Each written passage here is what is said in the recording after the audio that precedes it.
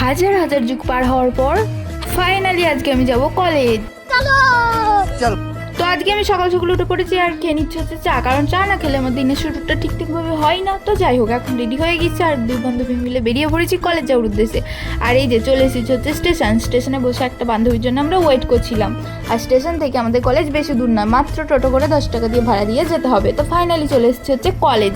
আর এই যে এই বান্ধবীটার জন্য আমরা এতক্ষণ ধরে ওয়েট করছিলাম। আর কলেজে এসে দেখি আমরা প্রথম ক্লাসটা মিস করে গেছি। তো দেখছো কলেজে আজকে সেরকম কেউ আসেনি, জাস্ট কিছু 10-15 জন মতো এসেছিলো। তারপরে স্যার এসে বললো তোমাদের একটা ক্লাস নেওয়া হবে, এডুকেশন ক্লাস চলছিল আমাদের এটা। আর কিছুদিন পর থেকে আমাদের ফার্স্ট সেমিস্টারের এক্সাম শুরু হবে। তো সেই বিষয় নিয়ে স্যার কিছু কথা বলছিল আমাদের যে কীভাবে এক্সাম দেবে না দেবে।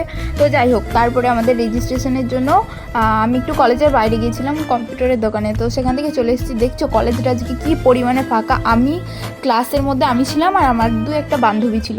তো আমার এই মিনি ব্লগটা কেমন লাগলো অবশ্যই কমেন্টে বলে যাবে, আর ভালো লাগলে অবশ্যই একটা সাবস্ক্রাইব করে দেবে। বাই।